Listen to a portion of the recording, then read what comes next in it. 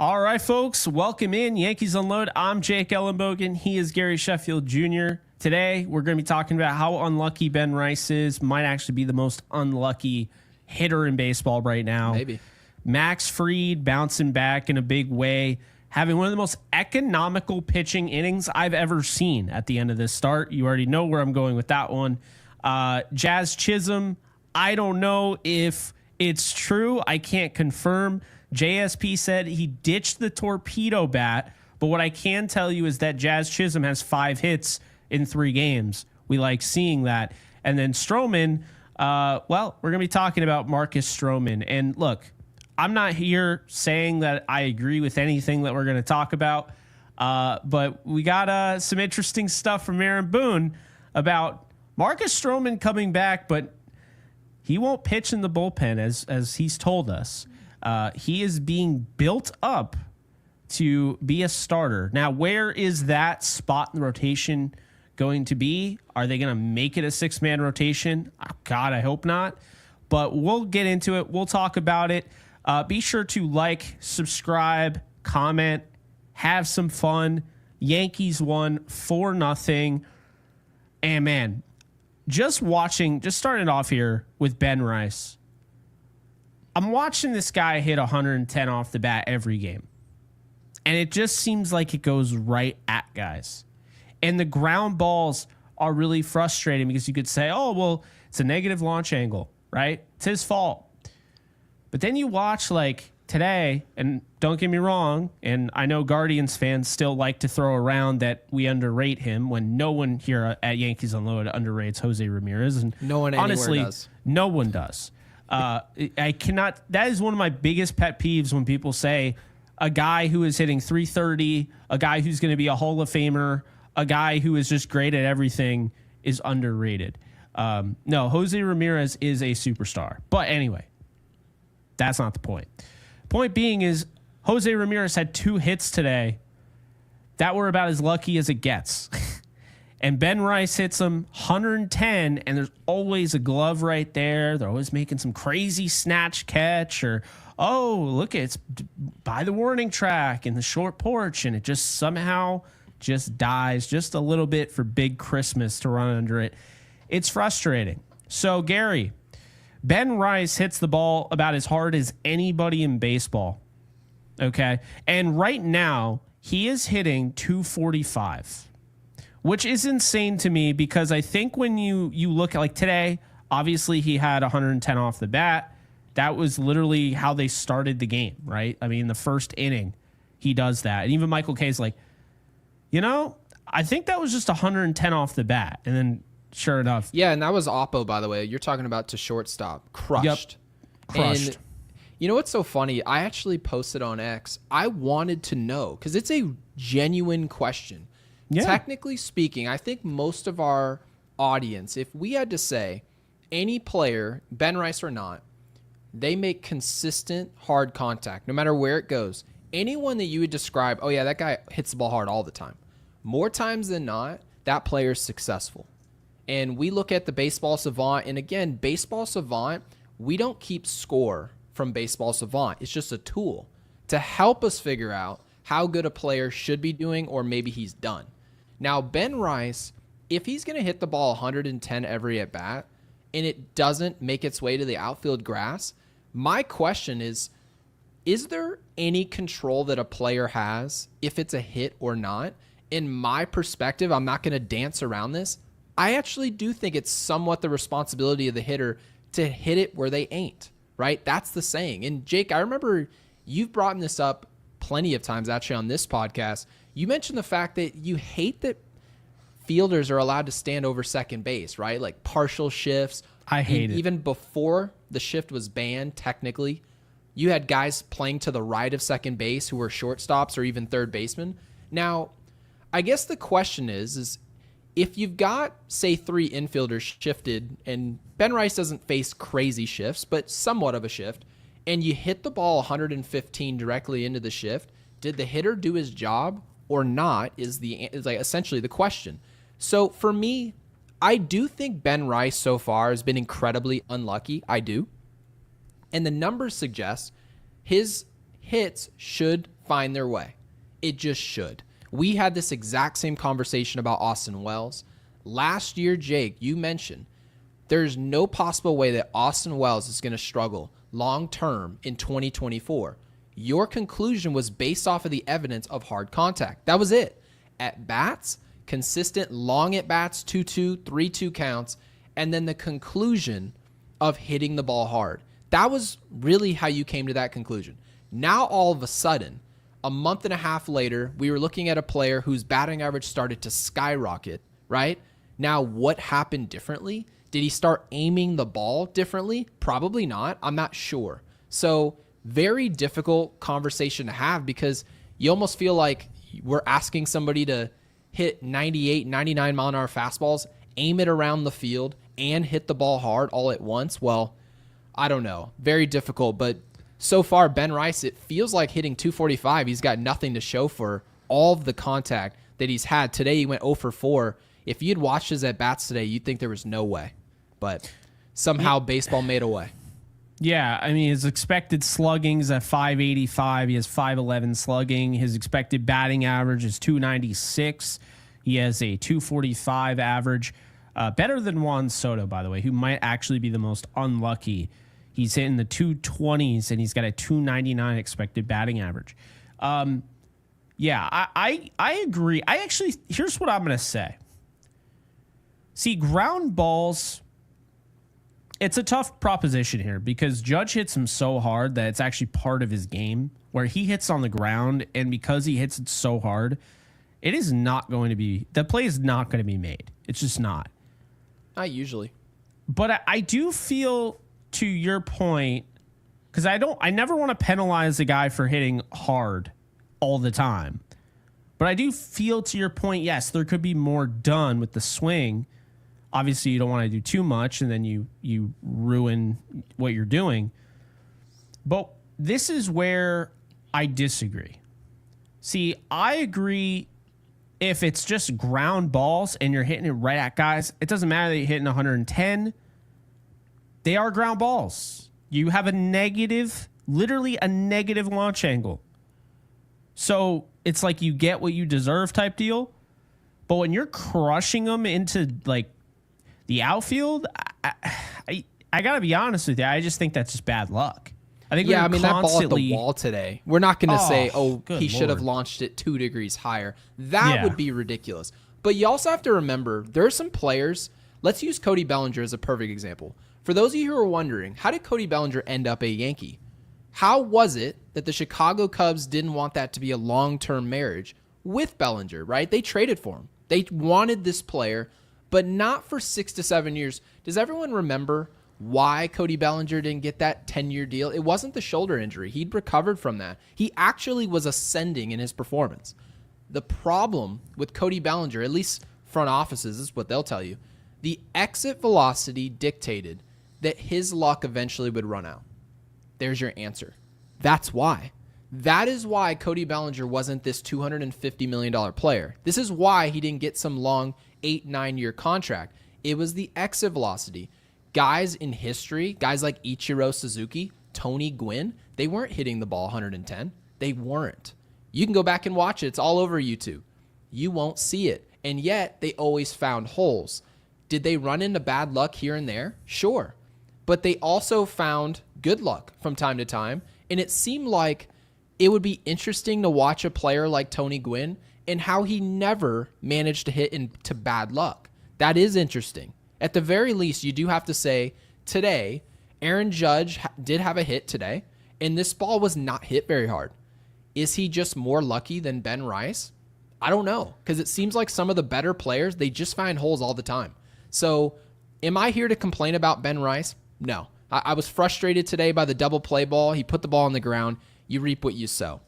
But the hard contact where you hit the ball over 100 miles an hour, statistics say you hit the ball over 95, you're supposed to hit over 350 on that type of contact, and a dude makes a diving catch at the wall, I'm not going to get frustrated. I'm not going to get upset about what the hitter did. So, yeah, I think given these numbers, it's got to turn around in a big way for this player. And all the numbers, and by the way, the numbers are very good for Ben Rice. They are. The production's still there. The slugging is still there.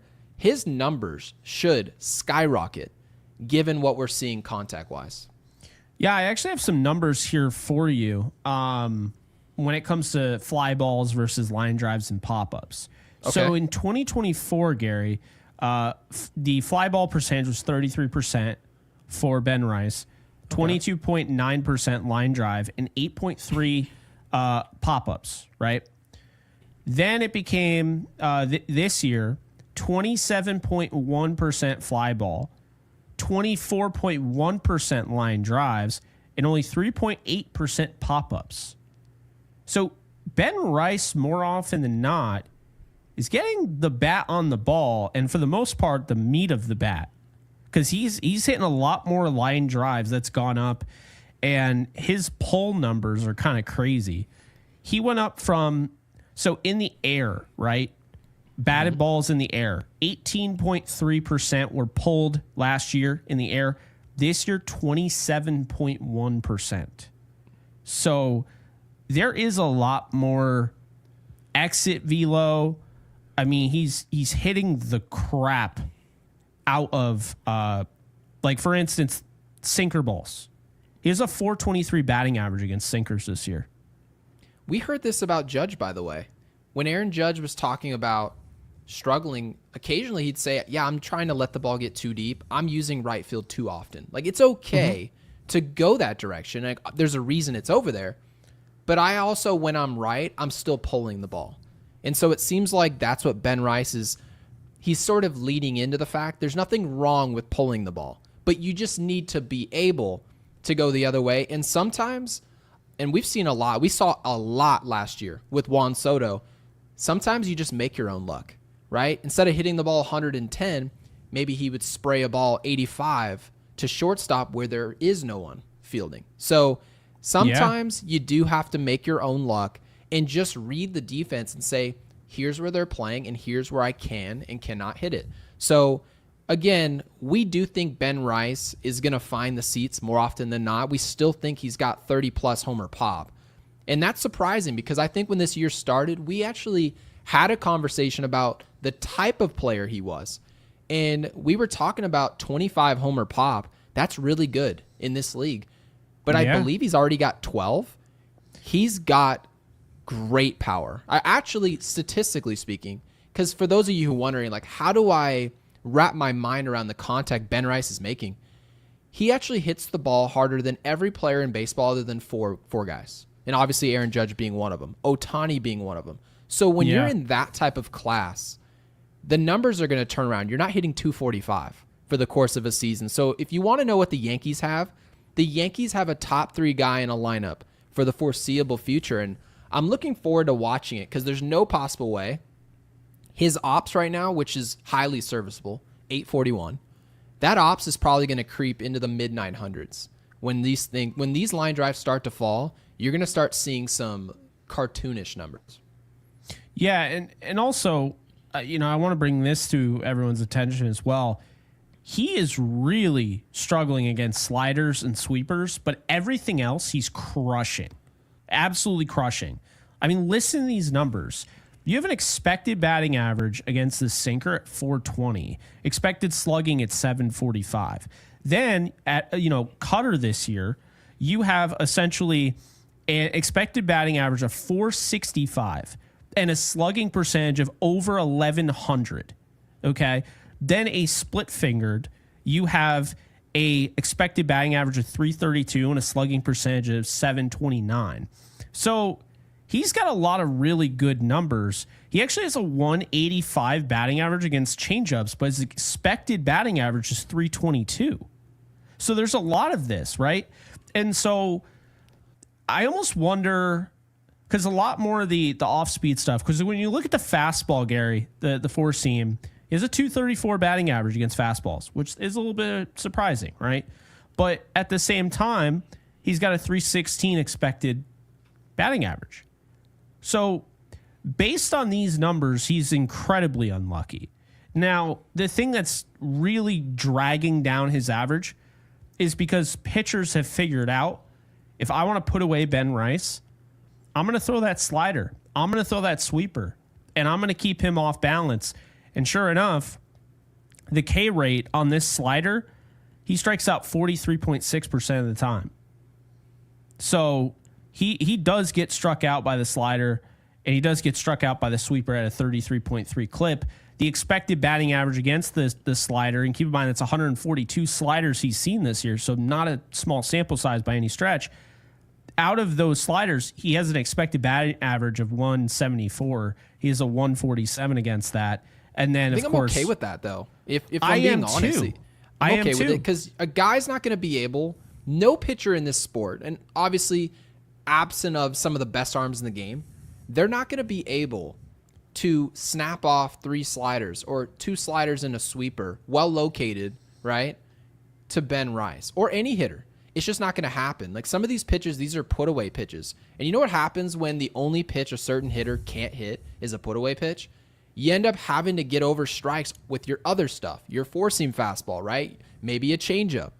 And those pitches, the conclusion of Ben Rice's at-bats is that he hits what he hits. Eventually, you're going to throw those pitches. So I think it's okay that you don't hit a sweeper. Maybe you don't hit a slider, but you better hit the other stuff because you're going to see the other stuff. It's just how baseball works. So I don't have a problem with Ben Rice's his approach. I think the approach is brilliant. The contact is great. And as far as Ben Rice is concerned, he's at the top of our lineup now. They've given him a major responsibility. He's hitting in front of Aaron Judge. Now, a lot of people have a problem, right, with Grisham up top. But is Ben Rice slated to move at all in your lineup? Is anyone watching Ben Rice right now get out, go 0 for 4 today, and saying, well, Ben Rice really did nothing? I don't think so. I think most people watch this player. You don't see a ton of holes. You just see a guy that you say, okay, he might miss that sweeper. But eventually, as this at-bat materializes, he's going to get the pitch that he can drive, and he does. So I don't think this lasts for much, like maybe a couple more weeks, and you're going to start seeing some monster output. I do want to get to some Super Chats here and talk about Max Fried, because Max Fried, again, he didn't have the length maybe that you wanted, and I thought he did stretch it out, which was nice. Kyle with the super. Thank you, Kyle, for the 2. Says, great job, Fried. Couldn't agree more. Also nice to have a clean ninth. Yes, couldn't agree more with that as well. And especially given how our ninth, we dominated today. That's the way it felt. I mean, Johnny we Lowe out-hit them needed 10-3. that too. He did. And the broadcast did talk about that. This still isn't prime Johnny Lowe. Like, you're expecting to see 98 to 100 sinking, but to be able to get the results, Tim Hill got the results. But let's retract here to Fried. Fried had to work hard today. The pitch count was spiked. And as you saw the start continue to go on, all of us as Yankees fans know if you're going to call someone an ace, they have to be able to adjust. Not just to the umpires and their zones, but also what opposing hitters are doing to them, right? Are you fouling off pitches? You saw Jose Ramirez early in the game. Weak contact. What did it turn into? It was supposed to be, statistically, a 10 to 15 pitch inning. It turned into a 32 pitch inning, right? So that's how your outing can change. What did Fried do later in the start? He was economical. He found ways to pitch to contact, and he hung around in this game probably longer than a lot of us thought. So I just tip my cap to him. He did a great job. No, I absolutely agree. That one inning really cost Fried a potential 8-inning start, in my opinion. Yeah. He looked really good, only gave up 1 hit. I mean, he's an ace. He really is. I mean, there's a real conversation like we talked about when Garrett Cole comes back next year. Is he really the ace still over Max Fried? I don't necessarily think that's a foregone conclusion that he is. So what Fried is doing right now is, he's got to have, even with the Dodger game and everything, a 1.78 ERA. He's got to have the best start through however many starts he's had. I think he's had like 14 or 15 at this point. It's got to be, and I haven't checked, but it's got to be the lowest ERA among all Yankee pitchers in 14 or 15 starts. So he's been incredible. Well, I mean, you know the big difference really with Fried? I saw it on the broadcast today. They were talking about the fastball. And for those of you who are wondering, why didn't the Braves want this player back? If you look at the numbers, the batting average against his four-seam fastball last year and throughout his career with the Braves was 260. He gets under Matt Blake's wing, and that four-seam fastball, Jake, it's 100 points lower. It's 160. It's ludicrous. And by the way, I do have a bit of information. I know you were curious, but MLB's Sarah Langs gives that Max Fried with a 178 ERA is the lowest by a Yankees pitcher in his first 13 starts in a season for a Yankee Negro in 1984. So, yeah, Jake, it just kind of goes to show you he's just a Swiss Army knife. We have no idea what it is he's going to do from start to start. You just kind of know outside of that Dodgers game, he's going to find a way. And I don't worry about him. I did worry about Garrett Cole. I did. I'll be honest with you. He obviously is incredibly talented. I've called it many times. It's appointment TV. I need to see that. I need to see Garrett Cole start games in pinstripes.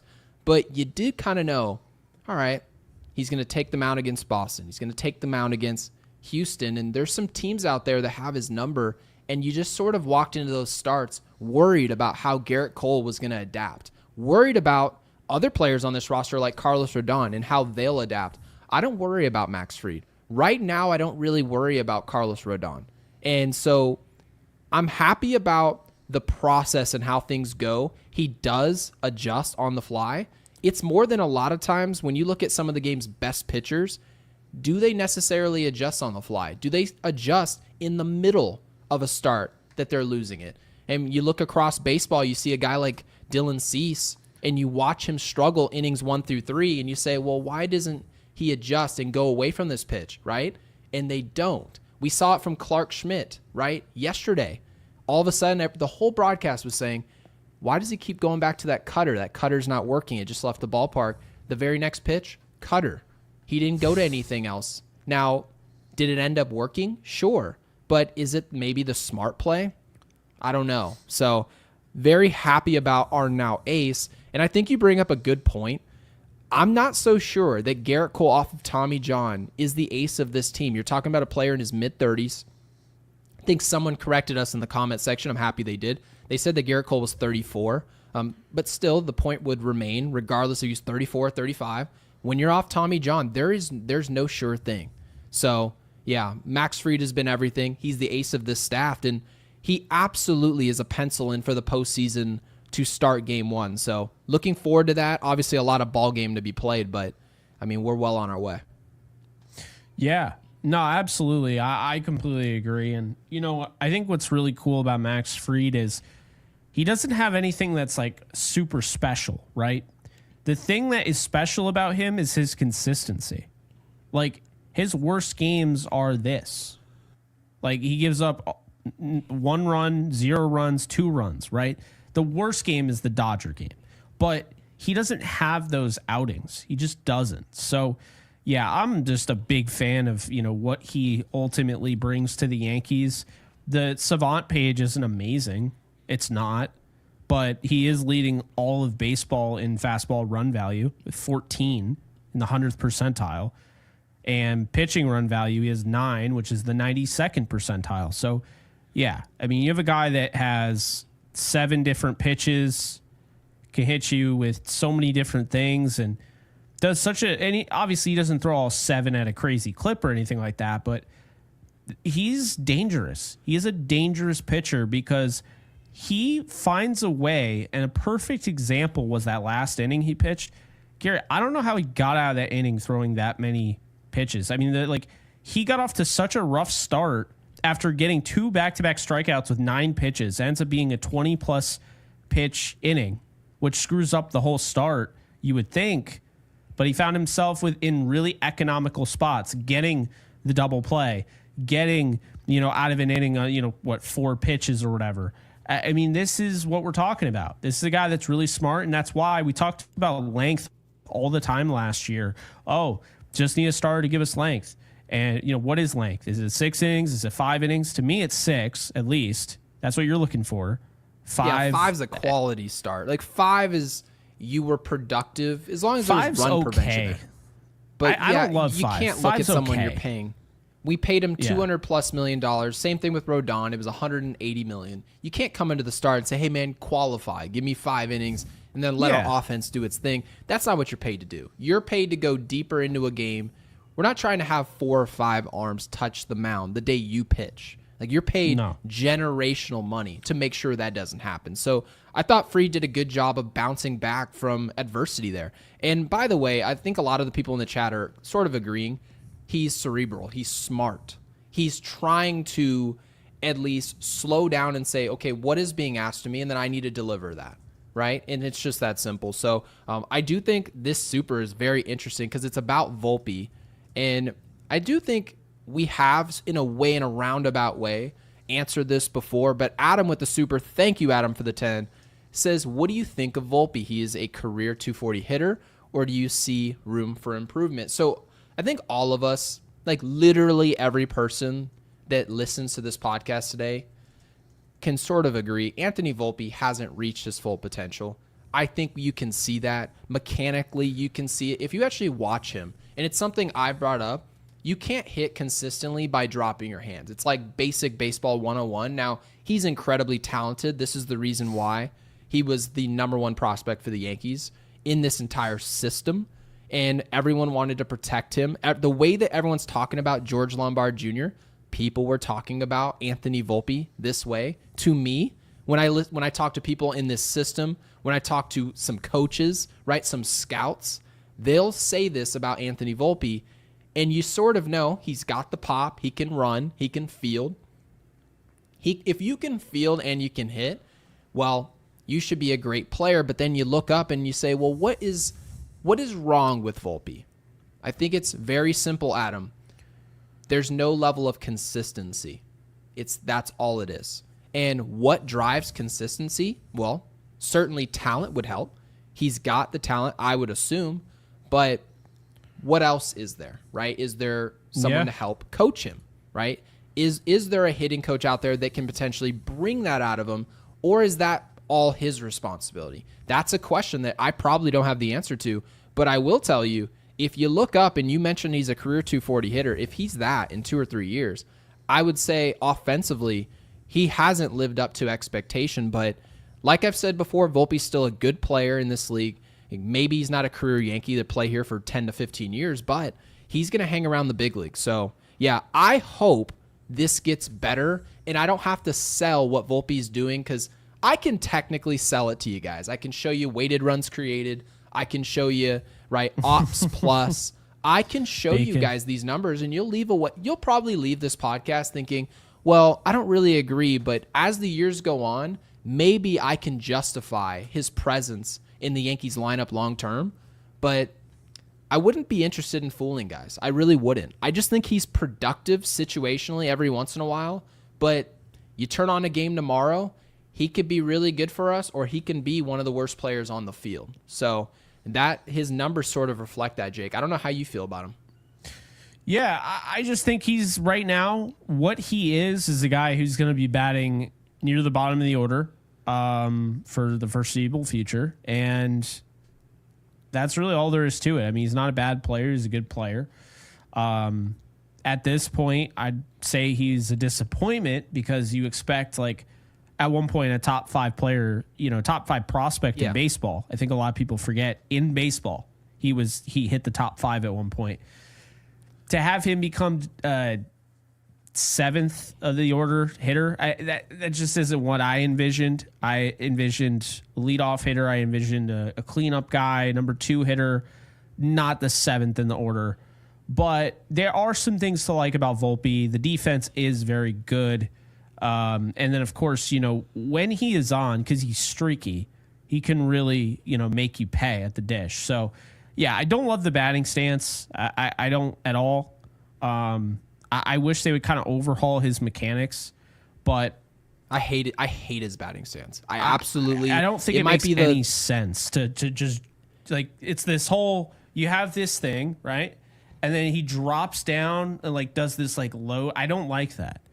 Is there any stance on our roster that you like less than Anthony Volpe's? And by the way, I think I like every other thing about him. I like the way he is off the field, right? He answers pressers. He seems responsible and takes accountability for what he does. That's huge. Not every player does that. I promise you. And if you listen to the pressers, you'll see what I'm talking about. He understands he doesn't have a strong arm. He makes up for it by releasing the ball faster. It's not like he just sits there and pats his glove at shortstop like IKF used to do, right? And now, to be fair to him, he was out of position, but you guys get the point. He seems to be making adjustment. But I don't know if there's another player in this entire roster, that includes Pablo Reyes, that I say every single time I watch his stance, I go, I know there's got to be a better way to do this. I just feel like there's got to be a better way. And by the way, us saying this, and Jake, you're the one who brought it up initially, us saying that your stance needs improvement isn't us saying that we're these we're these wizards of baseball and like we know exactly what a perfect stance for you would look like. But I'll tell you this, Cody Bellinger, whom I went to high school with, if you guys had seen his stance in high school, it was one of the worst stances you've ever seen in your whole life. Okay? And mind you, he was drafted by the Los Angeles Dodgers in the 5th round. And everyone said he's a lengthy project. They believe he projects to have power. And I watched it and I said, I transferred high schools and played Cody Bellinger. And Cody Bellinger hit 1 home run his entire high school career. That's a true story. And it was against my team, right? And it was a fister home run the other way in a small ballpark. And I said to myself, they project home run power. I wonder how that's going to happen. I didn't doubt it, but I really wanted to know what was it they were going to be doing to get that power out of him. Do you know what it was? Changing his stance. That's what it was. So when you see Cody Bellinger hitting all upright and standing straight up and having his barrel the way it is, go look at what he looked like in high school. Looked nothing like that. So at some point or another, I think that maybe you don't want to call it an overhaul because Anthony Volpe's still a good player, but there needs to be some type of tweak to that stance. There's no way you can tell me that it makes sense that a player is sitting there and his barrel's doing all this and you're like hitting 240. It's like this, and then the drop. I don't like the drop.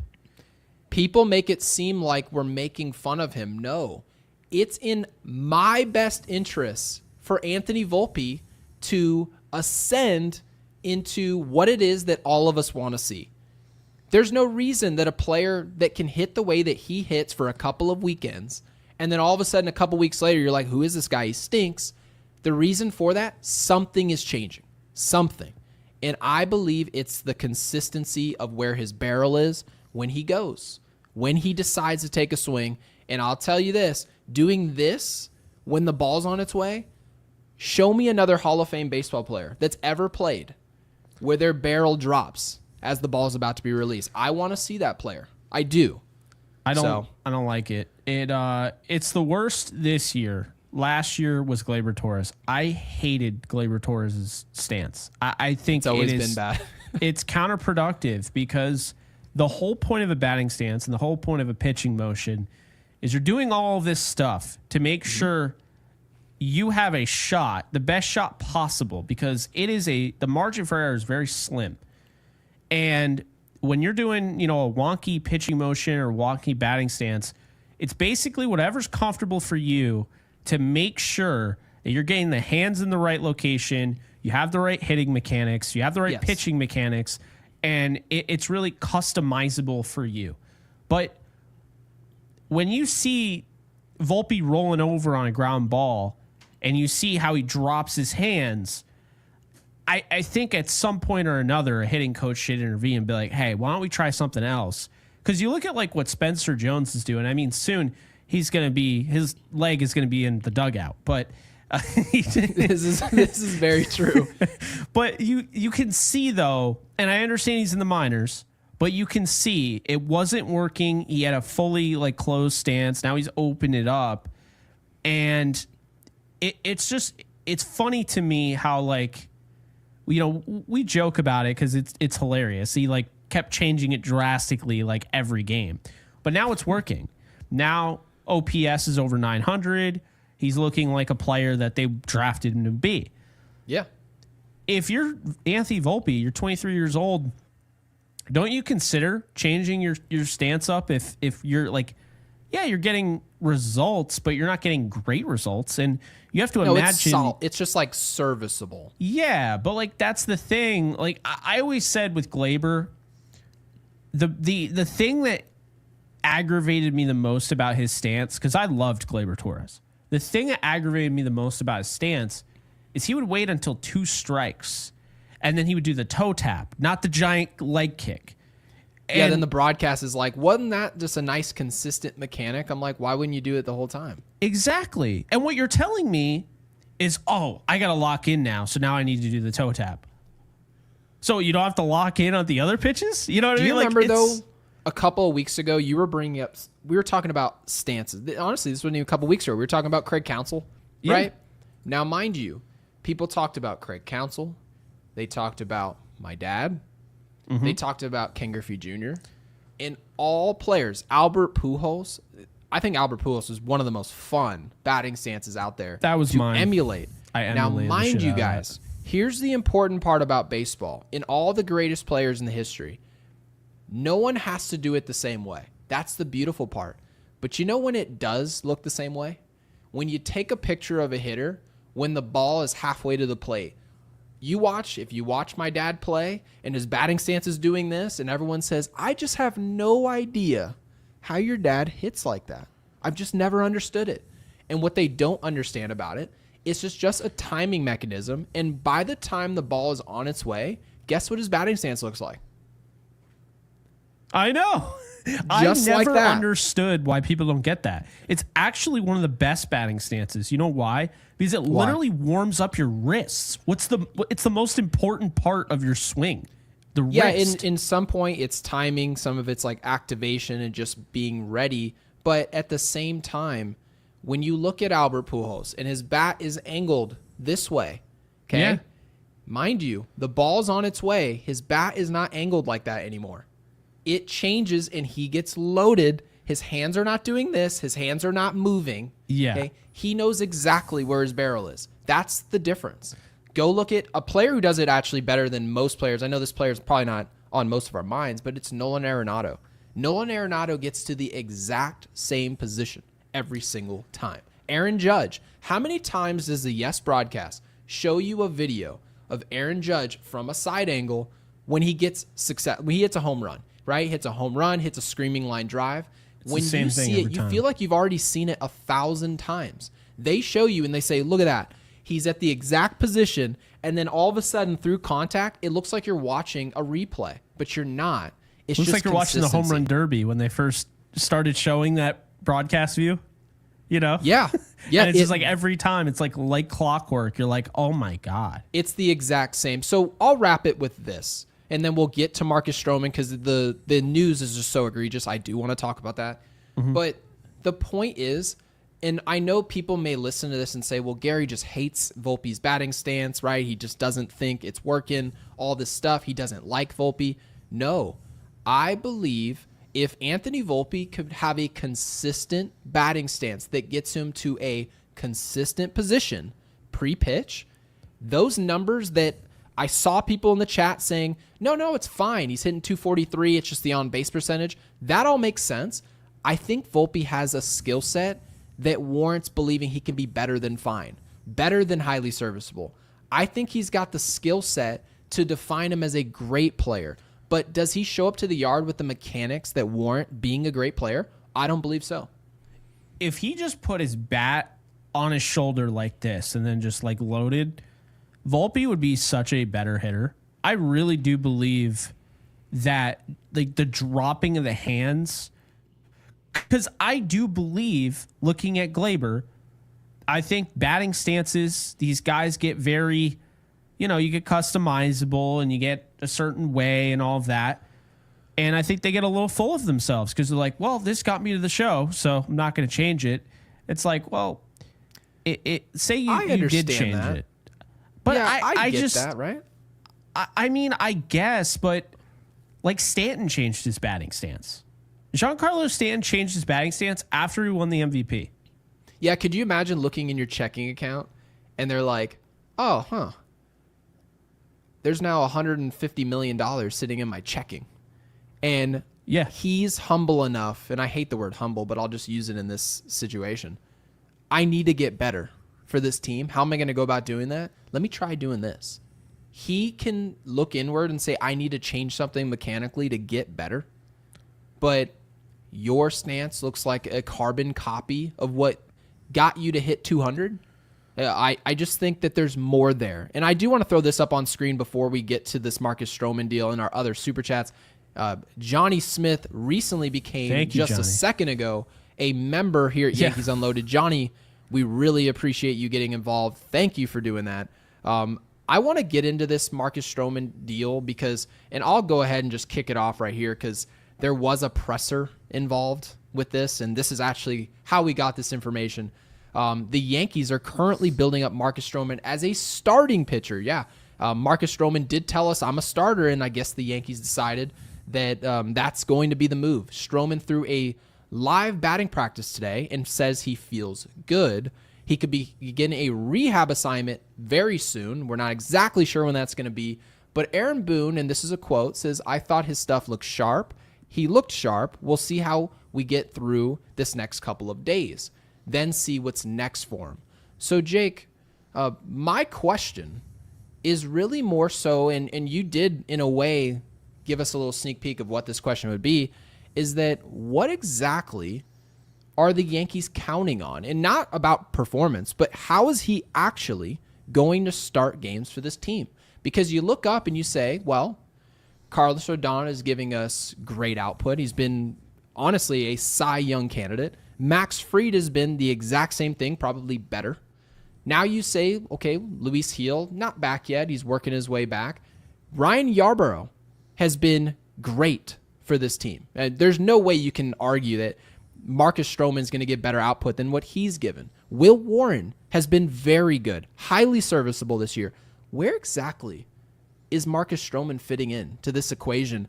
They're saying as a starter, I don't buy that. I just don't. I don't see in any world where I show up to the yard and we see that little TBD next to the game, and then they tell us Marcus Strowman's starting a game. I think that's a huge misfire on the part of Aaron Boone and this entire staff to ever allow that to happen. Yeah, like that. I'll be honest with you, that simply can't happen. He couldn't get out of an inning. Okay, couldn't get out of an inning the last time he pitched. No, and think about this. You can sit there and you can look at it one of two ways. Yeah, everything Yarbrough did, we appreciate, but we know he's not going to continue to do that. That's just not in his DNA, whatever. Or you can look at it as Ryan Yarbrough is carving himself out an actual role on this team. Like, he is going to be in our rotation. He is good enough.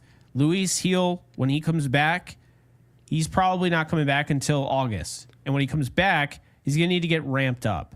And so that's the thing. I don't think he's going to be able to get ramped up in time, revved up, if you will, and he'll probably be a bullpen guy. Okay? I would rather have Yarbrough, based on the fact that Yarbrough is ready to go. But no way on planet Earth am I rushing to put Marcus Strowman in this. And I saw somebody mention, I wouldn't be surprised, but I saw somebody mention that they could have Strowman open and then have Yarbrough pitch the rest of the game. Here's my take on this. I don't want Strowman pitching. Like, I didn't like him pitching this year. He didn't look good at all. I don't care that he got hurt. I'm not even convinced he got hurt during the game. Okay? I did not like his pitching. It doesn't get me excited. And to be honest with you, it goes back to what I said. Whether I'm harsh about it or not does not matter. This is my opinion. I don't think you should be bending over backwards to a guy that wasn't willing to help you out. It's no different than my thoughts on Glaber last year. I love Glaber. But the fact that he wouldn't play third really pissed me off. What's the difference between Marcus Strowman doing this and because mind you, I haven't heard... Glaber ended up being one of the best leadoff hitters in the game last year down the stretch. That's okay. And Strowman hasn't done anything this year. So what does it matter if he gives you the output? Like, is it a good thing that Glaber started hitting? Yeah, like we covered the offense, but I still hated the fact he wouldn't move for this team. And so mind you, Michael K, and I do want to put him somewhat on blast here. I just want him to be consistent, and I believe most of the time he is. He's mentioned many times. He's talked about the positive aspect of what Jazz Chisholm's doing for this team. Now, people can talk about him hitting 190, 200, whatever you want to do. But Michael Kay has been very consistent in the fact that Jazz Chisholm doesn't care where he plays. You have to clap for that. You have to love that. He'll play third base. We throw him in the outfield, he'll move to the outfield. He doesn't care. The quote is he wants to just win a ring. I don't care where I'm playing. I need to do my job, wherever that may be. Michael Kay covers it on a daily basis. But when do we start covering it for Marcus Strowman? Marcus Strowman's owed $18.5 million. Marcus Strowman is telling Aaron Boone and the staff, do not put me in the bullpen. Has he earned that right? Absolutely the hell not. Absolutely not. He's done nothing to tell us how he's going to be used. I don't care at what level you play at. If I tell you to do something, you should do it. But if you're going to be one of the performers on this team that I think a lot of us would agree, if we weren't paying him almost $19 million this year, he wouldn't be on this roster. I think most of us can come to that conclusion. So to sit up here and say, I'm a starter, and then months later you were pitching horribly, you say your knee's bothering you, we send you packing for about a month, you come back, and you're now coming back to the field a starter after having done nothing to earn that spot. I hate it. I absolutely do.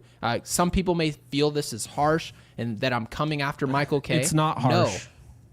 I believe Michael Kay does a great job covering this team. We need to cover every single player identically, regardless of if they're on our roster still or not. Marcus Strowman deserves his lashing at this point. If somebody tells you that you're not doing a good job in a certain position and you're also not doing that well, I think the least you can do is move. I think that is I don't think I'm asking too much. Well, no, and this is the difference between Marcus Strowman and Jazz Chisholm. Jazz Chisholm comes back, was playing like garbage, and people are excited for him. They're rooting for him. You know why? Yeah. Very simply put, this is an old school fan base. We're mixed in with new school people, but this is an old school fan base. We want, like, despite what, Manny Machado said, we want that, Charlie Tryhard or whatever, the guy that runs down the first base line. We want guys that care, right? And seeing Jazz Chisholm come out and say, I'll play whatever position I just want to win a ring. And then he says, wow, these fans treat me so well that I have never been in a better spot. He doesn't have to say that, right? He doesn't have to come out and say that this is his favorite organization after 10 months. No, but he clearly loves being a Yankee. And it's show me, don't tell me, right? Show me that you love being a Yankee. Don't tell me.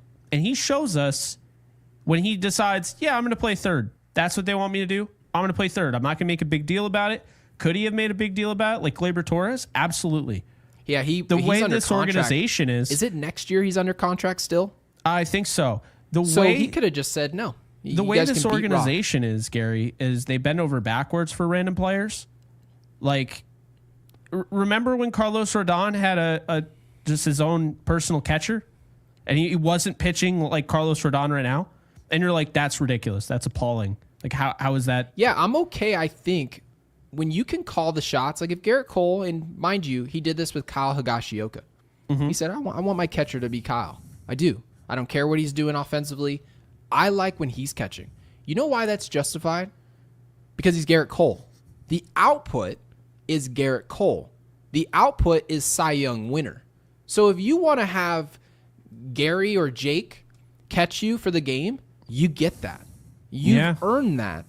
But you didn't earn it just because what your salary says. That we don't care that you made $36 million in Garrett Cole. We care about what the results say. When you walk off the field and everyone's giving you a high five, what does the scoreboard say? Well, if we're getting positive results, now what comes behind that is you get to start calling the shots. That's my expectation of Aaron Boone, by the way, because Aaron Boone's ultimately who allows all this to go on. I know some people will look at Aaron Judge and say he's the captain of this team. No. The manager dictates what flies and what doesn't. And Aaron Boone is just allowing some guys, and I do see a super chat here, and I will throw it up on screen. So Dave M., who's been great for our channel, Dave, thank you for the super with a 5, says Cash is still trying to squeeze, essentially, for trade value out of Marcus Strowman. Ship has sailed. Brian. So if the Yankees are trying to put Marcus Strowman on the mound, let's just say for 2 starts, he has 1 stinker. Let's just go ahead and project that he gives 5 innings in both starts and gives up 2 runs a start. We would consider those highly serviceable starts. If another organization looks at that and says, oh, he can be serviceable, I'll trade for that, that's a dumb organization. And to be honest with you, I don't think there's any chance. And obviously the conclusion from Dave is that ship sailed. You're not going to sell other teams on this asset. If another team trades for Marcus Strowman, they are fools.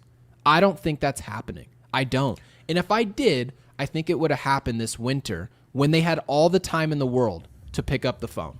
So to suggest it's going to happen after 2 starts in a weekend, I don't think so. Gary, I have numbers for you here that basically would leave you to believe Marcus Strowman should be nowhere near a mound of any kind. Please read those. His last 20 starts, he's 5-8 with a 6.27 ERA. Mind you, this is 94 2/3 innings pitched, and he's got a 1.71 whip. I'm not an asshole. This is a guy who has been abysmal the last 20 starts, and then to add fuel to the proverbial fire, he comes out and said, I'm a starter, I'm a starter, I'm a starter. No, I'm a starter, I'm a starter, I'm a starter. When people were asking, the media was asking if he'd be interested or would be comfortable or would be open to helping this team out of the bullpen because of how much depth they had at that starting position. When they asked him this, Garrett Cole, I believe, was healthy. He hadn't gotten hurt yet. Remember? So there was like no path for this guy. And that is the reaction he had. That was the, to me, I don't have any reason to side with Marcus Strowman. I don't. If he goes out there, yes, I don't want him to fail. That's like being on the plane and rooting against the pilot. Of course you want him to land the plane, right? You don't want him to blow it up. Doesn't help us at all. If he goes out there and pitches well, it astronomically improves our chances of being a postseason. We're hosting postseason games, which improves our chances of the postseason lasting longer, which directly helps our organization and our podcast be on more. It helps us grow. Yes. So if you guys think that this is personal, no. A player touching the field for the Yankees that we don't believe can help in any way, and it's not just our opinion on the future, long-term data. Jake, you just read numbers over the course of 94 innings. That is a half of season of pitching. Exactly. For an ace, 94 innings is a long time for a starting pitcher, okay? So if you go out there and you are consistently buns, this isn't personal, okay? He would listen to this podcast and think, oh, these guys don't like me. That's how he takes it. That's how he's always taken this. Oh, that they're against me. Oh, this fan base, yeah, that fan base doesn't like me, but my new team, they're going to like me. It's going to be different over here. It's all about performance for Yankees fans. We don't care at all. Like, will we get excited for a weekend, couple days about your personality, the whatever Italian restaurant you like? Yeah, we'll talk about it for a short period. But if you don't give us the output, we don't care who you are. We don't. And none of it is personal. Ed W., thank you. They didn't let Strowman pitch in the playoffs. And to be fair, Luis Gil wasn't allowed to pitch in the postseason either. But that should tell you everything you need to know. You're not a starting pitcher for this organization, and maybe he does. And Jake, I actually want to ask this question to you before we move on. Do you think he touches the mound as a starter this year again for the Yankees? I actually think there's a shot, and I hate that I'm saying that. Strowman? Yes. I do. I have a weird feeling. If Will Warren has a bad start tomorrow, he's already exited off of. Like, I could see them using that Dodgers start, and then if he doesn't look great against Boston tomorrow, I could see Strowman replacing him, and that makes me so sick. Like, we're just rewarding bad play now. I mean, 6.27 ERA. By the way, only 65 strikeouts and 94 2/3, 124 hits given up. 124. I don't know if there would be anybody, and mind you, this is the internet, because technically we're on YouTube. This is the internet. You can find anybody that thinks anything, especially when you get enough people in here. We have thousands of people that listen to every single episode, right? I need to see in the comment section how many people of the several thousand there are in this present room that would tell me not just that it's possible for him to give a quality start. Do you think it's justified, given the players that the Yankees have in their clubhouse, that Marcus Strowman starts another game for this team? And this isn't personal. I don't really care what people think about each individual guy, if his personality rubs you the wrong way. Like, all that's like side talk, right? Like DM talk. But does the output that Marcus Strowman gives you, is that good enough over the course of what he's done for this organization? Is that good enough to throw him out there when people are paying all this money? There's going to be 47,000 people out there to watch it.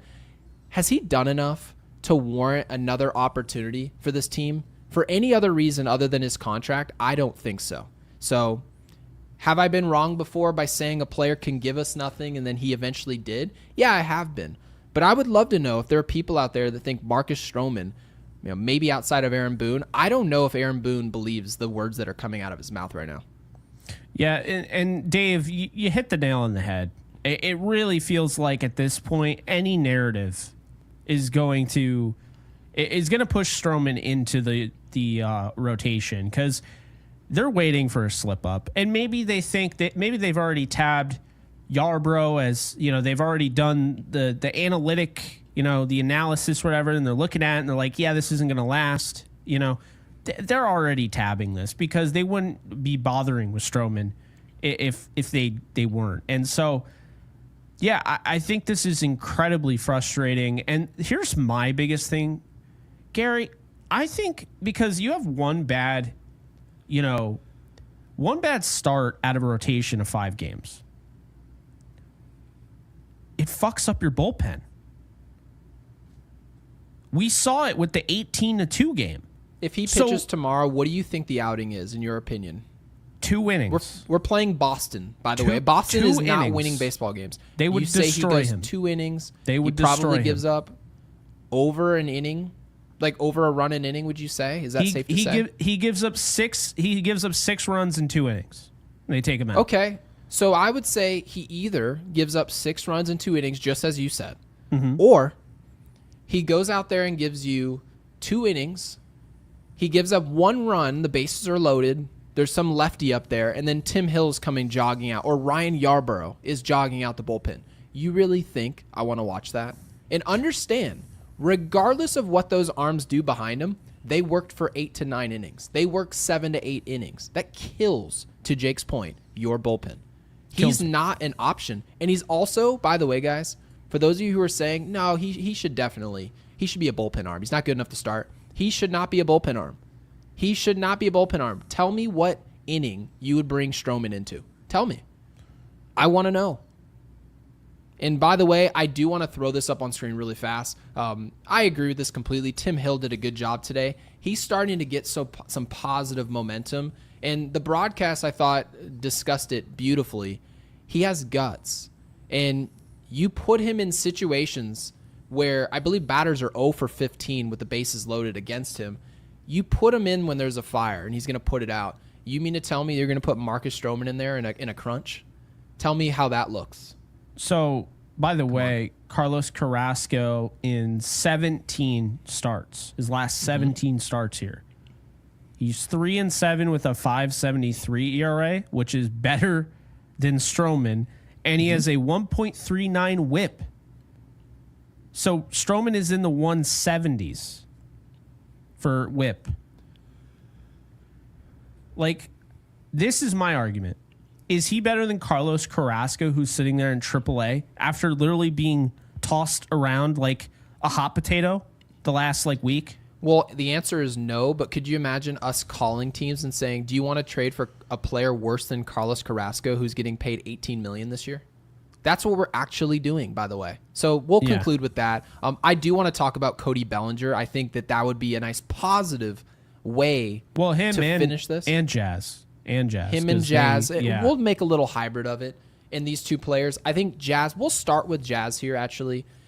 Jazz, if you watch today, he's trying to make an impact. He's not trying to hit home runs. That's the big difference maker. You saw in his final at bat, hard contact, a line drive up the middle, just over second base. He doesn't make that type of contact. A month ago, when he was healthy and just obviously not giving us output, everything was pulled foul. Everything. Any contact, foul ball, and then he's just spinning like the Tasmanian devil. We know what he was trying to do. Obviously, he's not intending to strike out, but he was intending to leave the ballpark. There's no reason a player as talented and as fast, game-changing speed, to be playing that way. Power should be, honestly, home run should be a symptom, not your entire mission statement. And that's what Jazz was doing. And you show up today, Jazz Chisholm made an impact. He made an impact with his legs, infield singles, right? Not a ton of hard contact there. Legs out that single, steals second base. All of a sudden, you're seeing a player hitting line drives up the middle. He was a game changer today, going to third base, picking up the baseball on a ball being thrown down into center field. He's ready to go. He's jumping over the shortstop, getting his way to third base and finding a way to score. That's who Jazz Chisholm is. So I hope that these next few weeks, we can say over a course of 2 to 3 weeks, oh, I understand now that Jazz Chisholm and what he's trying to do, and it doesn't have to do with the power game. I think if we get that, we've got a very good player on our hands, but let's let him do it first before we crown the guy. No, I absolutely agree. And I think a really good example of that, I think you saw Jazz pulled one. It was kind of like a late, like he saw it come in and he just pulled it, shy of the foul pole.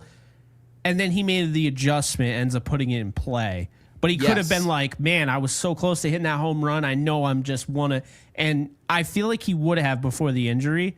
And this is where kind of getting a chance to go back to the drawing board, which I think he clearly did. You can see the difference, and that was a big deal. Did you see that Matt Olson interview, by the way? I saw it this morning, and it comes to the point of exactly what you said. He said the most difficult time to hit as a big league hitter, and I was wondering where he was going with it. He said it's after you hit a foul ball home run.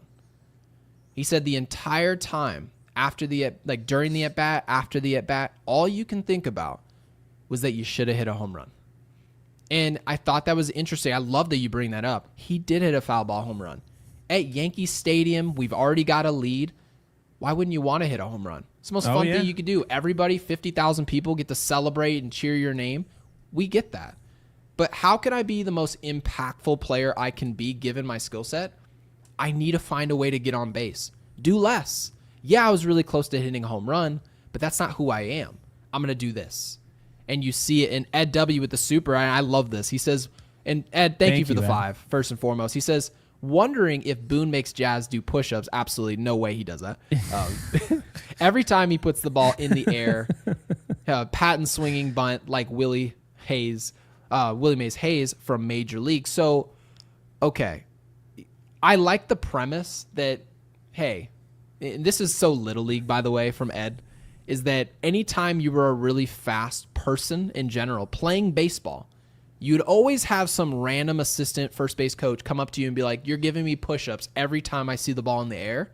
Yeah, I think we're all like in a joking manner telling us Jazz Chisholm should not be hitting fly balls. And fly balls happen. It's part of baseball. You miss the ball. Okay. But if I watch your baseball game and you go 0 for 5 with 3 flyouts and 2 strikeouts, Jazz Chisholm failed in his approach. I'll tell you that. What do you think about it? I think they did try to adjust his swing because I think, you and I are kind of guilty of this as well. I remember us bringing up the short porch, and obviously I think anytime you talk about a lefty hitter, at Yankee Stadium, you talk about the short porch. But I think we also were not guilty because we would talk about how he can help base paths and he's a good line drive hitter. That's really been Jazz's mantra. He's really a line drive hitter. He's got some kind of deceptive power. And I feel like when he came to the Yankees, they're like, yeah, we want you to aim right to right field. And I saw more pull hitting than what I saw. And obviously, I don't watch every Marlins game. Good Lord, do I not watch every Marlins game. But Jazz Chisholm. Could you imagine what his approach was there? Well, I saw him when I saw him, right? It was a lot of like, those line drives that get the good top spin that just fall, like die right in front of the center fielder. Sure. Then he gets on base, he steals second. That was kind of like his thing. Since he's come to Yankee Stadium, and maybe the analytics can, prove this wrong, but it did feel like once he got to the Yankees, they told him to be like, all right, we need you to actually make the adjustment and start pulling the ball and hitting home runs. Because we think we have something special here in that swing. And I can understand it, but to your point, doing that is only going to induce more pop flies, right? So is that something special, though, if you really think about it? Because you did mention Jazz Chisholm. You said he's got 30-plus homer power. Yeah. Is hitting 30 home runs special, really? And mind you, I'm not saying is it bad. It's good.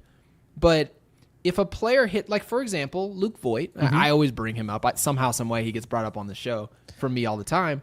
I like him. Yeah, I did as well. He did his job. But is Luke Voit, when he hit the home runs that he was hitting, would anybody be like, oh, yeah, Luke Voit is special? What he's delivering this Yankees team is special. No, right? Because his skill set doesn't warrant a special player. In order to be special, you need to have a combination of contact, speed, and power. It is that simple. Consistency. That's special. Anything else is not special. Jazz Chisholm has to have contact, speed, and power. He's got the speed. We've already watched it. We watched it today. The contact in 2024, Jake, didn't he hit over 280 for this team in 2024? Yeah, I mean, going into this year, he had like a 284 batting average for the Yankees. And perfect. By the way, fly ball percentage went up from 25 to 38% this year. Right. So that is special. You had high contact. You probably could get on base a little bit more, but it was high contact, it was power, and quality defense with speed. That's special. But the following year, you come into 2025, we weren't really talking about Jazz. He was already on this team, and we sort of just projected that he was just going to continue on with what he did. He didn't. He was electric the first weekend of the season. We were like, he's going to hit 35 bombs. He's going to hit for contact. He's going to run. He's going to do everything. Run like the wind. No. A month went by, and he literally went from hitting 340 to hitting 160. And I can tell you, there's no way possible a player who should be, his main priority should be contact, and I'm being honest here. Jazz Chisholm's his priority here should be, how do I get to first base? I've got power. How do I get to first base? If Jazz can get to first base, he can change the game. So maybe some of you could run when you were a kid and your coach was always telling you, hey, don't be afraid to take a walk. Hey, don't be afraid to drop a bunt down. That was your coach's way of telling you, you can change this game with your legs. Jazz can change the game for the Yankees with his legs. And for those of you who, by the way, and this is my conclusion here, and we'll move on to Cody, if you're showing up and you can change a game with your legs, we already know what Aaron Judge can do and how he changes a game. Well, the Yankees need to be able to win in more ways than one. If you've got players on this roster who can change it with their legs, you've got players who can change it by hitting it out of the ballpark, we've got two guys we now consider an ace, the Yankees can win something. But you know when we can't win something, and I think we have no shot, is if everyone's trying to do the identical thing, trying to hit the ball in the seats and be the hero. So Jazz needs to do less, use your skill set, use your legs. He'll be great. Yeah, I'm excited for him to be back. It feels so much better having him in the lineup. There's just kind of this jolt of energy. And again, it's just a different player before he got hurt. You don't see him barking at the umpire. He still gets hosed on some bad calls. Everybody in this league does. He was actually smiling with the umpire today. Yeah, he's not like... Like, it's just constant, just putting his hands up in the air. It's like... He was baseball Luka. Yeah, I mean, basically, it's exactly what we talked about. You like the fire. Carlos Rodon had the fire, but there's a time and a place for it. And when you're constantly barking at the umpire, I have to assume that your mind isn't fully on the at-bat. Because it can't be. Because you have to actually, on your mind, be thinking enough, hey, he screwed me on that call. I'm going to turn around and react. So now, literally, when you're supposed to be locked in, you're telling me that you care more about the umpire right now. That just... So, yeah, you're insinuating the result would be different if he could just do his job better. You're not worried about the job that you're doing. You have 3 strikes to receive, right? Yeah. And to do something. Those are the rules of the game. Like, we're all understanding of this. Well, you maybe get one bad call in at bat, and maybe that call heavily shifts the power dynamic to the pitcher. Maybe. But maybe you go from a 2-1 count, you should have had that, now it's 1-2. How do you adjust from that? How do you look at Aaron Judge? He's had the number of bad calls he's had for the past 7 seasons I've watched him is unreal.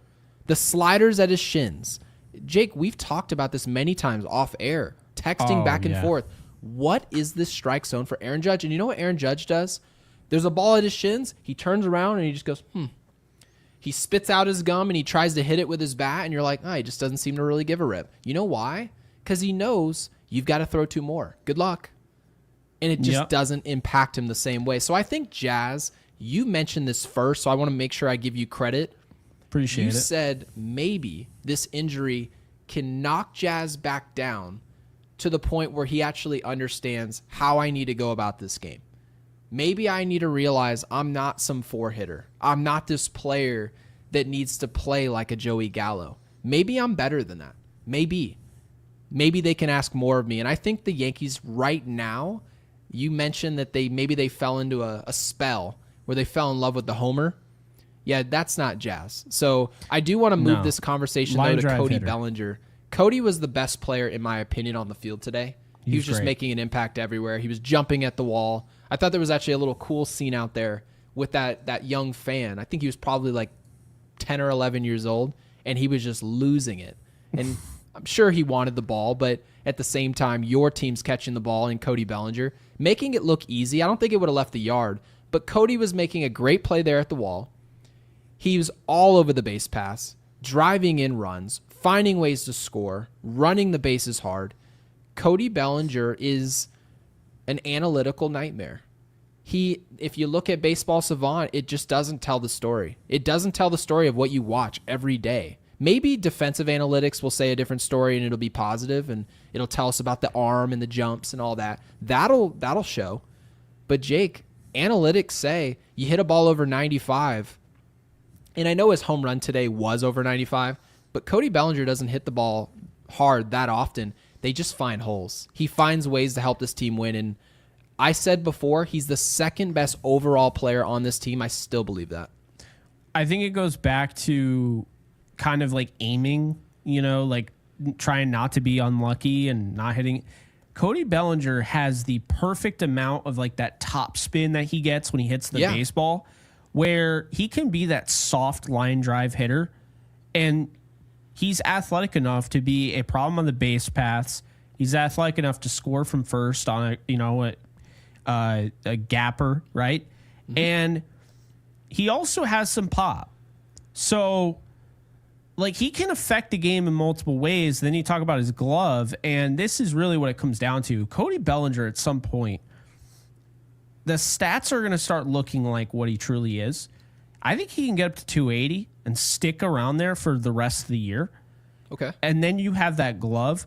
He's going to win a Gold Glove this year, I think. I think I agree with you. Can I bring up, what do you think about the contract? Because I saw it I want to let you answer this first and just give you the floor. Mm-hmm. Somebody in the chat asked the question is, if Cody Bellinger, if he finishes the season, and you mentioned what he could do, obviously there's nothing set in stone, but given what he's doing, we have reason to believe Cody Bellinger will be great for this team for the foreseeable future, going into the postseason, and he's going to play the way that he's playing. But having said that, Cody, in his next year, he's technically can opt in to a player option of $25 million. Now, he's probably going to opt into that. But I guess the question is, do the Yankees consider giving this guy an extension? And I would probably say yes if this continues.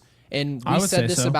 said this about Verdugo. If Verdugo shows up here and performs, then you have that conversation, but he didn't. He didn't. Now you don't have it. So, yeah, what do you think about that, Jake? It's funny. I think it was right around this time too. We were talking Verdugo extension. You sure were. Yeah, I agree with it because this guy can play first, he can play left, center, and right, and he can also DH. So you have a bunch of places to put him to get him in the lineup. He is a plus fielder. Like, I genuinely believe he's one of the best outfielders in baseball defensively, period. I think he's 100% a Gold Glover. But I also think he's got potential because he got off to kind of a rough start. He's got 9 homers now, right? Yeah. I think he could finish with like 25 homers this year. I do. And I understand that seems like a lot, but I think he could get to 25.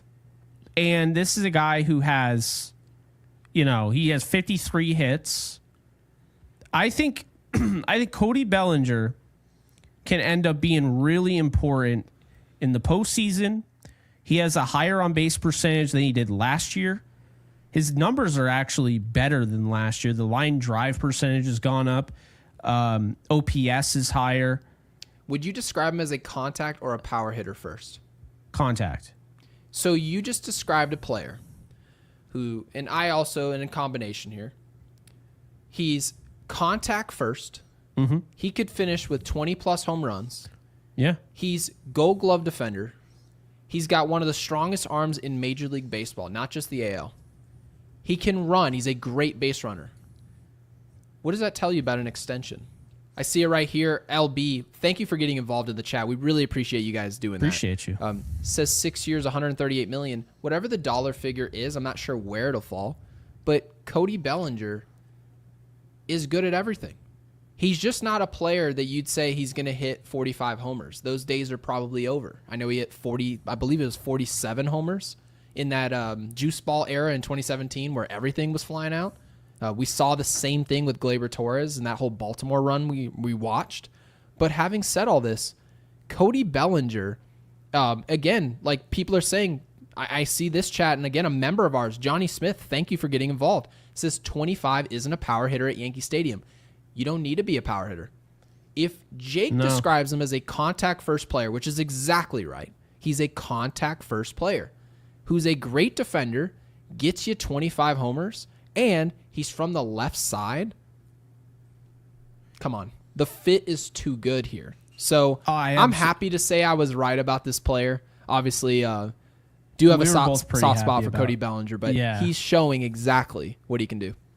Yeah, no, I'm definitely happy for him. I think you go back and you look at 2023 and how he hit 307, 881 OPS, 26 homers, 97 RBIs. Mm-hmm. I don't think it's crazy to assume that he could get to that level this year. Now, understand what I say when I say like 307, for instance. I'm not saying he'll get to 307. That is a long way to go. But when you look at like the first half versus the second half, I think his second half stats are going to be insane. I think it's going to look like a completely different player. And his first half stuff isn't even going to look bad. I mean, he's hitting 252 and, he's got a 768 OPS. That was over 800 until he had that little dry spell, right? So I really do believe this is somebody that'll be better down the stretch. I think he's going to be the literal opposite of what we saw out of Verdugo. Verdugo, the second half was a nightmare for him. I think it's going to be really beneficial for Bellinger. I also don't think Bellinger needs certain times of the year to hit. I really stand by this belief that he was absolutely raking in camp. And what ended up happening was when he got that back injury, it took him out of all the progress he made. It took him out of his rhythm, took him out of the momentum. And now, think about this, Gary. You come back, and what happened when he came back? You got Judge in the outfield. You got Ben Rice who has to play, right? So DH is already taken. He's killing it. You got Jason Dominguez, who is your top prospect. You got to get him opportunities, right? And Trent Grisham is blowing up and surprising everybody. There wasn't a spot for Bellinger every day. He's not used to that. He is not used to that. He's getting paid $25 million, like you said. So the idea that Bellinger came back from this back injury and then immediately had pressure on him to get reps because now all of a sudden Trent Grisham's playing over him. Yeah. It put him behind the 8 ball, I think, and kind of in a sense, I don't want to say erased, but it held back what he was doing so well, to start the year. And so that's the frustrating thing is that I'm not going to say like if he didn't hurt his back, like he would be hitting 340. But if he didn't hurt his back, though, I think those home runs are probably maybe 14 right now. I think he's probably hitting around 280, maybe 290. I think that stuff matters because think about how long he was hitting poorly after he came back. So, yeah, I think now that he's moved on from that, as long as he can stay healthy, I think the sky is the limit moving forward with this player. And again, he doesn't have to hit home runs. I don't need him to hit home runs. I want him to get the bat on the ball. He's got an important role. He is the cleanup hitter after Aaron Judge, who, by the way, whether it keeps happening or not, was walked twice today, intentionally. So that means there's going to be a base runner on when Bellinger's at the dish. I want Bellinger putting the ball in play. I want those soft line drives with the nice back spin, the top spin or whatever. I want to get the top spin. I want to have that fall. I don't want a Ben Rice issue where I'm hitting the ball too hard. I'm out every time. No, that's something Bellinger does really well. It's actually, he is a pest if he's not on your team because he could just stick his bat out there and he's got a single.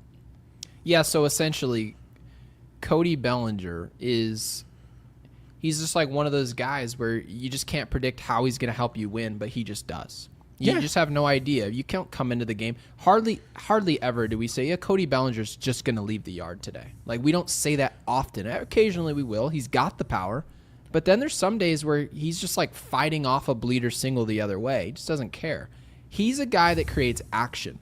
And it's more of a style that we watched in the 90s. This is how people played the game. And for those of you who are too young to know this, go back and watch how players played. They didn't care about, I have to hit 40 home runs. That's not exactly how the game was played. Balls were put in play all the time. So when you guys were watching Cody Bellinger strike out a ton that opening month, and I said that's not going to continue, it didn't continue. Why did I know that?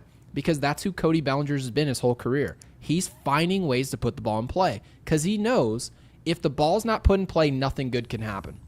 And that's something that you like to see, especially when there's traffic. And I'll tell you this about the Yankees, and this is my conclusion here. When Aaron Judge is hitting third and you're hitting behind him, yeah, you're not going to see any more action than that. It's just not going to happen. So love the position. There's also something to be said for the position we're putting Cody Bellinger in with this lineup. I think it's working beautifully. Aaron Boone obviously is the director of that.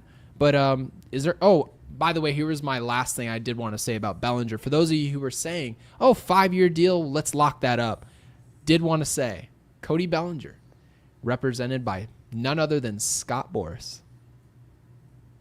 I don't like him. Jake's favorite agent. Don't like him. He wasn't represented by Boras out of high school, is now. So you are going to have to call Scott Boras. Your dad was represented by this is still Scott technically Boras. A contract year for Bellinger. Hey, I know he's got the player opt-in, but he can opt out of that. He doesn't have to take that. If he plays good enough with the pinstripes, every other team in baseball should say, well, if he can play good for the Yankees, if he can play great baseball for them. Johnny, ouch. What? He just put ouch in the comment section. Oh, about Scott Boras? Yeah. Yeah, as you should be. He's not easy to work with. So, which I hate that shtick because that's all it is, right? I'm hard to work with. All right, so you're an asshole. Like, I mean, my biggest thing is this. I understand you're trying to get the most for your client. I get that, but there are games that are played here. Like it's disingenuous. And think about it from the perspective. I understand these are rich owners and all this, but if I'm the Yankees, why do I want to even work with this guy? I mean, think about how many free agents you could lose out on just trying to focus on negotiating with his clients. You're forced to. That's the thing. He has too many makes clients. It such a pain in the ass. Yeah. And I mean, he got his start because of George Steinbrenner. I mean, he's the one that put him on the map. He gave all of his players all that money. I mean, right? I don't really care how he got there. I mean, George Steinbrenner literally could be George Steinbrenner's son for all I give a rat's behind. But the fact of the matter is, you have to work under the restrictions that maybe you have going into the offseason. And people say, like, I don't want to call Scott Boras. I don't want to do business with Scott Boras. Well, then if you don't want to do business with Scott Boras, you don't get to do business with Cody Bellinger after 2026. So sometimes you got to work with and play nice with people you just don't like. Happens at work all the time for most of us. We have to stand by somebody we hate, and you're just forced to be professional. Scott Boras is just unfortunately one of those guys. Yeah, luckily us as podcasters, we don't do that. Yeah. But I mean, hey, I have friends that are agents, okay? So I have a lot of respect for agents. It's not necessarily me trashing them. I just think there's a way to do it and not screw the... Because keep this in mind. And, you know, they never factor this in, but I think this matters. Think about this for a sec. Look at what Tom Brady did. He took less money because he knew he was going to get that essentially in all the advertising and sponsorship deals. And he knew if he took less money, they could build more around him, right? And essentially, it's a salary cap league. Sure. Now, what it comes to with this is what I find, like what I don't like, is when a player's clearly going to go back to this team or they're going to go to this team, and you do all these different things to make it hard on the team. Well, now this team that your client is likely going to go to, almost 100% likely going to go to, right? You're putting your client's team at a disadvantage because you've already made it clear, okay, the client's going to go here, but we're still beating around the bush to be annoying, right? Well, now that team who had a chance to get a lot better and have a chance to win a World Series and surround themselves with more talent, they just missed out on the guy that they were trying to get because they were too focused on trying to deal with you.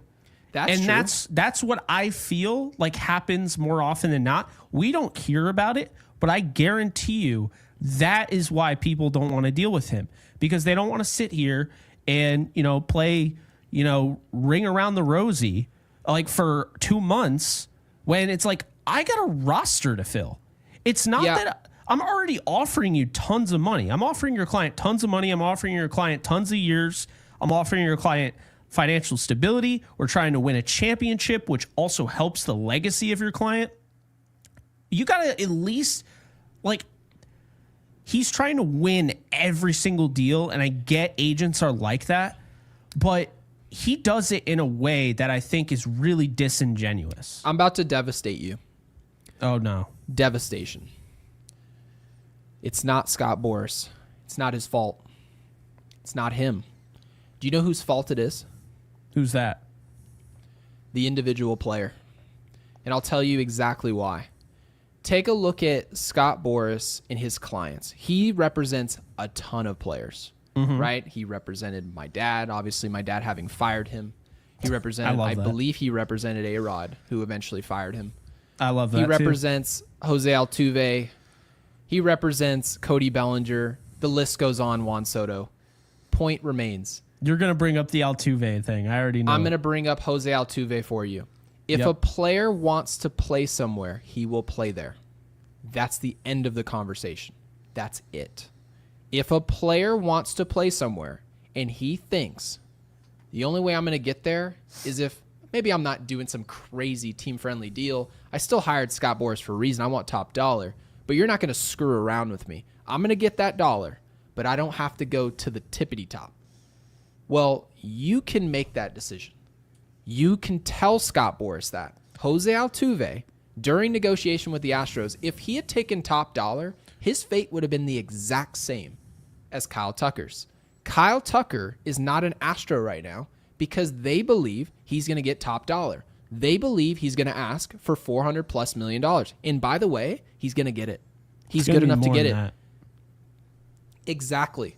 But if Kyle Tucker said, hold on a second, regardless of who represents me, Scott Boras or not, I want to play here. And they'll say, well, how badly? He said, well, here's the number I'm going to float to. If you can get to that number, it's realistic. We can go make that happen. The Astros would have made that happen. They didn't do it. Why? Because he said so, the player. So I understand what you're saying. More times than not, players like Soto, players like my dad, whoever else, they say, I want Scott Boras because I've been underpaid for the first 7 years of my career. I don't care where I play. Pay me. I didn't make $500K for the first 3 years of my career to take a discount for some team that's not going to care about me after I retire. No, you're going to give me top dollar. But Scott Boras is essentially the whole point of Scott Boras and his entire existence is the same thing for Rob Manfred. Rob Manfred represents the owners. Obviously, Scott Boras represents the players. You blame him, not the player. Never you blame Scott Boras. So that's the whole reason they hire these agents. Otherwise, you just represent yourself. Some players do that. It doesn't work at all. They go to arbitration, and then what do? They end up hating themselves. But the point is, the conclusion is, Scott Boras is just the face of a player more times than not that just says, I don't care where I'm playing. Just pay me top dollar. So if Cody Bellinger wants to play for the Yankees, he can choose to do that. And I think this is a marriage made in heaven. I think they should make this happen. Yeah, I guess my biggest issue with Scott Boras has always been the manipulation. I don't, because again, he's paid to lie. I just don't. That's disingenuous to me. And there are other agents out there that don't do that, and I'd rather work with those agents. Because that's thing is, fair. I think, for instance, the Juan Soto thing, the idea that the Yankees felt that they had him, they were sure they had him. Juan Soto gets a deal from the Mets, and the Yankees have no chance to match that. Now, I'm glad because I like where the Yankees are at without Juan Soto. I like that they got Max Fried. I'm not complaining. But that premise still bothers me that even exists because it's the idea, look, I honestly think like Juan Soto at one point or another wasn't even sure what he wanted. Like, and I think there are a lot of stuff out there to really prove that. But I just think the idea that you're going to get this team bending over backwards for your client. They are going to, because keep in mind, the GM has to go through the owner. The owner has to approve. They do all these things to make sure, okay, we got this maximum deal for you. We did as much as we could. And what does he do? He goes around, he shops it. Nothing wrong with that. But then he starts adding some clauses in there. Oh, no trade clause here and this here and and a player opt out here. And it's like, wait, that wasn't what we were talking about. He does this all the time. So I just feel... They do ask the players. They said, how do you want me to go about this? Do you want me to go full board? Do you want me to make sure you end up with this team? And the players will literally come up to Scott Boras and say, I don't care where I play. Just don't put me on the East Coast. Get top dollar any means necessary. And he goes out and he does it as grimy as possible. And he obviously has more connections. A lot of these reporters that you guys see, and I won't name any and put them on blast, there are a lot of reporters out there that are essentially in the bed sheets with some of these agents, and they'll put stuff out there, little breadcrumbs, and they're working essentially just to get top dollar. Oh, his cousin said this about so-and-so. That's all manipulation, and they're instructed to do that. So is Scott Boras bad at his job? No, he's actually easily the best at this job. What he'll do to get top dollar, you guys have no idea. So Scott Ross with the super, and then we're going to get into our ProfitX picks. And by the way, guys, if you guys sign up with ProfitX, make sure you use code YANKSU. Helps us out a ton. Please make sure to do that. So let's go ahead. Did you want to throw the ProfitX on screen, or you just want to? Well, we can answer this super chat from Scott. So he's essentially so Scott Ross with the 5. Thank you, Scott, for the 5. Thank you for that. Says can't keep Bellinger and Tucker at the same time. I completely disagree. You have to focus on Tucker. They absolutely can because they're the New York Yankees. If the Dodgers can afford it, the Yankees make more money and they can afford it. So if you've got two players, do I think he opts in? I don't. I think that we're going to reach an extension with Cody Bellinger this offseason, and it'll be multi-year, and it'll be great for the Yankees. But I disagree. I don't think in a sport without a salary cap, with a team that makes this type of money, that this is an either-or situation. This is one of those situations where you need to say there are two players that are perfect fits for this team. both of them need to be on the roster. I'm going to make sure that happens. And so, yeah, I get it. Like maybe if you say, hey, you only get one or the other and I have no choice but to pick one of the two, yeah, I probably take the better player in Kyle Tucker. He's a superstar, but I hope it doesn't come to that. Yeah, I mean, yeah, Tucker is in a little bit of a different league as far as the bat, but no, I think they can get them both. I'm not expecting to get Tucker. I think that they're not going to get Tucker, but I think it's still possible they could. I would lean towards they don't get him. I would agree with you. I'd say Michael King is probably more likely. Yeah, I could definitely see that. I could see them going after Gallen as well, who will be a free agent. It really depends on Garrett Cole, man. If they feel good about Garrett Cole coming off the Tommy John, then maybe they don't sign another arm. But yeah, it really depends on that. But as far as Bellinger, yeah, Bellinger can also play first, so I don't feel like he's mutually exclusive to just like outfield. So I think that also keeps him. And I wouldn't rule out them bringing back Goldie depending on how he finishes the season either.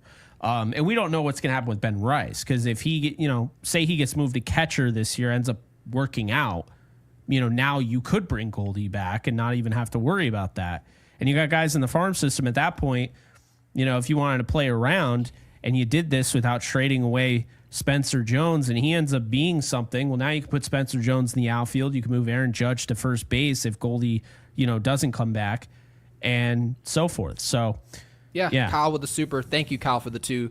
He brings up a great point. He said Bellinger can play first base if Tucker goes to the outfield. This is exactly what we talked about before the season started. We said the versatility there from Bellinger with the opt-in, we expected him to opt in. It's $25 million, a lot of money. And he's got to play great baseball to warrant expecting more money than that. But if he stays with the Yankees, easily could have played first base. At the time, we had no idea if Ben Rice could play first base for this team and be a long-term asset. Now we sort of know that he can. So in a way, if Ben Rice is going to play great baseball and be your first baseman, well, now Cody Bellinger is a center fielder or a corner outfielder. That's who he is. Is it worth the value of spending $25+ million a year to bring that back plus a Kyle Tucker? In that case, yeah, you can justify that the Yankees will pick one or the other. This is true. All right, so let's dive into tomorrow's Walker game. Buehler here. On the mound, by the way. He gives the Yankees fits, so all right. Let's pull it up. So we got Profit X here. Red Sox, Yankees at Yankee Stadium before they head out to Kansas City after this 3-game home. Well, it's a 6-game homestand, but anyway. So yeah, Will Warren on the hill against Walker Buehler. Gary, I'm gonna go with the Yankee money. No, I'm gonna go with the Yankee run line here because the money line isn't gonna be that profitable. All right. I wouldn't do it now. I'd wait until there's actual value there tomorrow. But I'm going to go with the run line, and then I'm going to go with the over on Will Warren's strikeouts. This is a big bounce-back game for him. I also think just pitching in L.A., ball's flying out in L.A. I don't think he's going to deal with that the same way. So I like him to go over 5.5 strikeouts. And I'm going to go with total bases here. Looking at Walker Buehler's career, he's given up 2 home runs to Trent Grisham. Grisham is 100% going to play. He's got, I believe it was like a 290 batting average against righties. Walker Buehler's on the mound. So I'm going to go Trent Grisham, total bases here. All right. And I'm going to say, I'm going to go with Carlos Narvaez, total bases, because he just needs 1. And it's against this team that traded him away.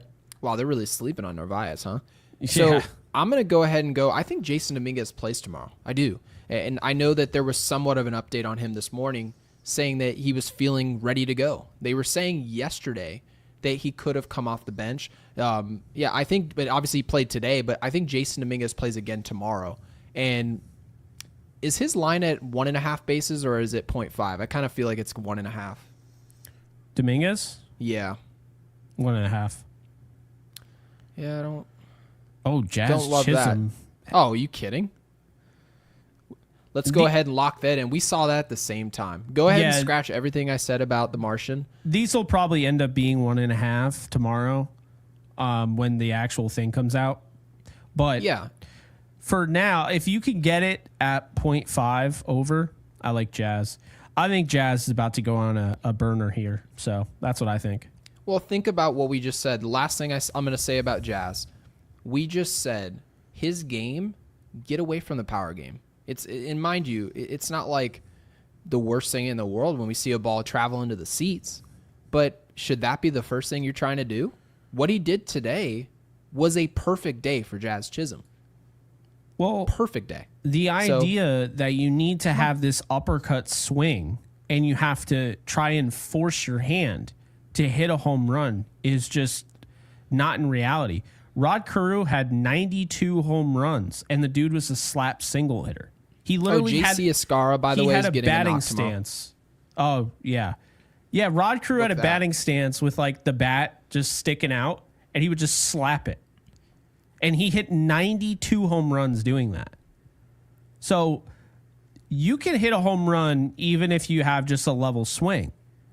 And that's always been kind of my thing is like, why change anything? Why overcomplicate and compensate your swing when you're more likely to get under it, and pop out. So, yeah, I think we're going to see. You can't leg out anything if the ball's in the air.